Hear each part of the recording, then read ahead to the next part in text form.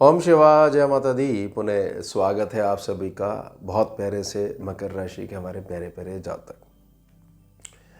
प्यारे शनि बाबा आपके तो स्वामी ग्रह हैं।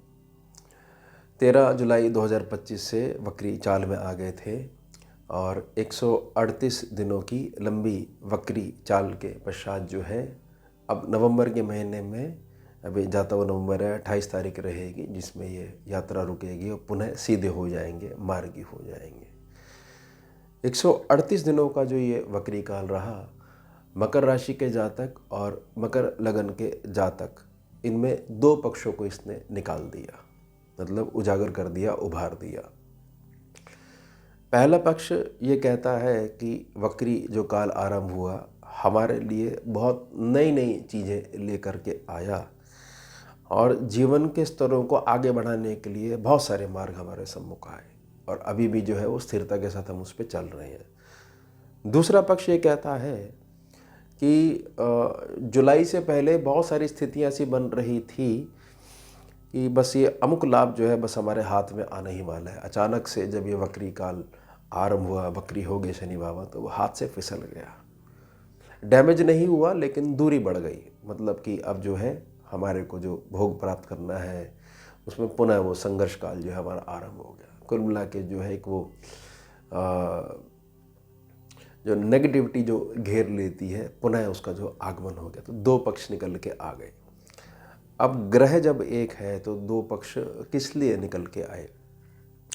स्कैनिंग विद्या बहुत ज़्यादा स्पष्ट करती है कि जब भी शनि वक्री चाल में आएंगे तो शनि जहाँ बैठे हुए हैं, जैसे कि अभी जो गोचर में कुंडली बन के आती है उसमें तीसरे भाव में बैठे हुए मीन राशि में, वहाँ पर, और जहाँ जहाँ प्रमुख दृष्टियाँ जा रही हैं पंचम भाव पे, नवम भाव पे, द्वादश भाव पे, ये सब स्थान वीक हो जाएंगे। केवल एक स्थान जहाँ पर कुंभ राशि है, इसको शनि बाबा बहुत ज़्यादा जो है ध्यान देंगे इसके ऊपर। जो कुछ करना है इसी को करना है, चाहे न्याय करना है, डिले करना है, उभारना है, बढ़ाना है, वो सब कुछ इसी को करना है। और यहाँ पर राहु बैठे हुए कुंभ राशि के। अब ये चीज़ समझ लीजिए कि 28 तारीख के पश्चात राहु जो है वो शनि की वक्री दृष्टि से हो जाएगा मुक्त। अब राहु जो कुछ भी करता है वो तेजी में करता है, जल्दबाजी में करता है। धन के संबंध में राहु लाभ देगा, यह निश्चित है, लेकिन राहु के ऊपर अगर आप दृष्टि नहीं बनाकर रखते हो तो 4 फायदे करवा के 40 जगह गिरा देता है। राहु इतना जो है बाहर निकल जाने वाला ग्रह है, बिल्कुल जो है आपकी पकड़ से बाहर अगर हो जाए तो यहाँ तक हो जाता है। इसके लिए क्या करना है? सिर्फ ये ध्यान बना के रखना है कि किसी भी ऐसे माध्यम को नहीं पकड़ना है जो आपको यह समझाए कि अमुक व्यक्ति ने इतना पैसा यहाँ डाला था, देखिए इसमें इतनी ग्रोथ है, और वहाँ से बड़ा प्रेशर आया कि बहुत तेज़ी से जो है आप इस पे जितना लेट करते जाएंगे उतना आपका लाभ कम होना शुरू हो जाएगा। ये वो 40 जगह गिराने वाला राहु है। इस पे अगर कंट्रोल कर लेते हो, धैर्य भाव से गणना लगा के इत्यादि सब जांच वगैरह करके कुछ अगर करते हो, तो फिर वो राहु जो है गिराने की उसकी हिम्मत ही नहीं हो पाती, क्योंकि आप धैर्य के साथ चल रहे हो। राहु एक ऐसा ग्रह है, उसको खुद तो जल्दबाजी करनी है, लेकिन जल्दबाजी करने वाला जातक उसको पसंद नहीं है। अब आप ये देखिए, उसको पसंद कौन है? शनि और बृहस्पति को धारण करने वाले जातक। शनि की जो तीसरी दृष्टि पड़ रही है वह तो मजबूत होगी ही, शनि जहाँ बैठे हैं वहाँ भी मजबूती आएगी। अब मकर राशि का जो जातक है, इसकी हिस्ट्री में जो रही है वो 7.5 रही है, उसका दर्द जो है वह अभी भी जो है चल रहा है, शरीर में चल रहा है, मन मस्तिष्क में, हृदय में बैठा हुआ है। शनि यहाँ पर आपको तब कुछ दे पाएंगे जब आपके जीवन में किसी प्रकार का कोई नियम आ जाए, और शनि को ठीक करने का एक सरल नियम है कि सोने उठने का टाइम आपका निश्चित होना चाहिए।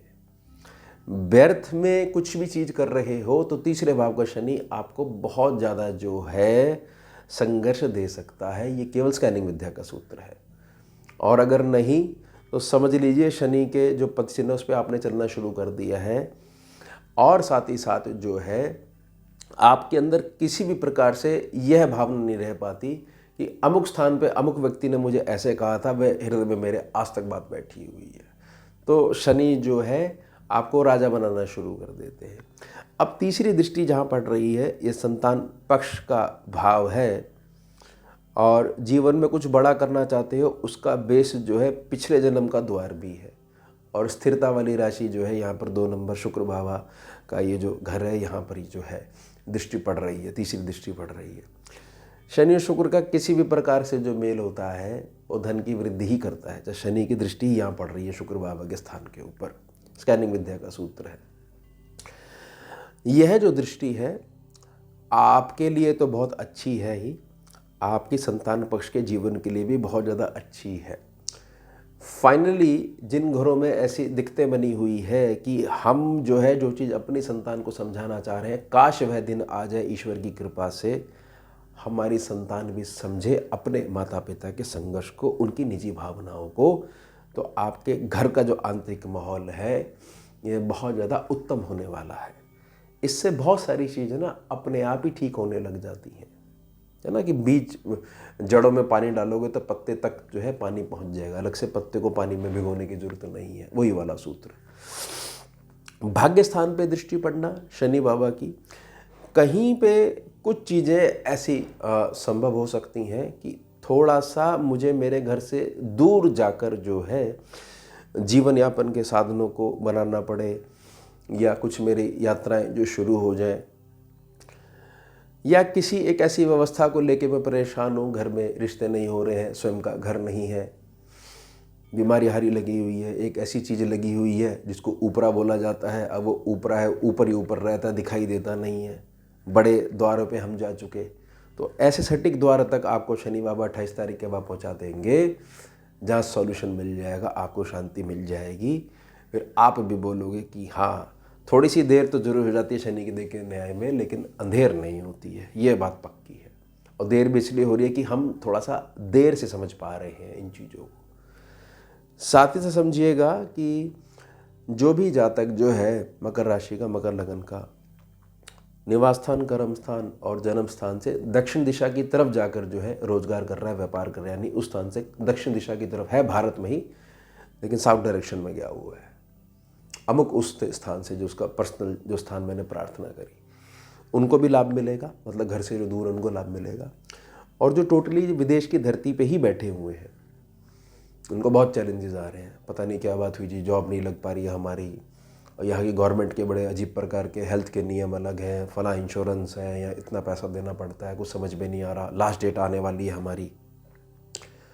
उन सब के सॉल्यूशन जो है शनिदेव के आशीर्वाद से जो है अब जो है मिलने लग जाएंगे आपको।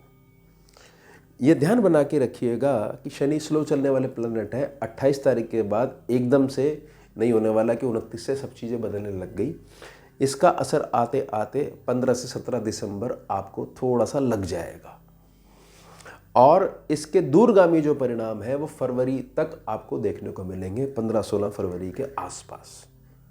यानी 20 दिखने शुरू हो गए, जैसे किसी का पैकेज आना, पैकेज आ गया, अब पैकेज खोलने में और वो प्रोडक्ट निकालने में फरवरी लग गई। यह चीज़ दर्शा रही है कि शनि ठीक प्रकार से कार्य कर रहे हैं। अगर शनि के गोचरी व्यवस्था में, शनि के विषय में अगर जल्दबाजी हो रही है तो राहु बीच में आके गड़बड़ कर रहा है और कोई उस ग्रह को पकड़ नहीं पा रहा है। अब हमारी जो व्यवस्था है, शनि से रिलेटेड जो व्यवस्था है, वो सारी इसलिए भी बदलेंगी क्योंकि शनि हमारे स्वामी भी हैं और हमारे धन भंडारण के भी स्वामी हैं।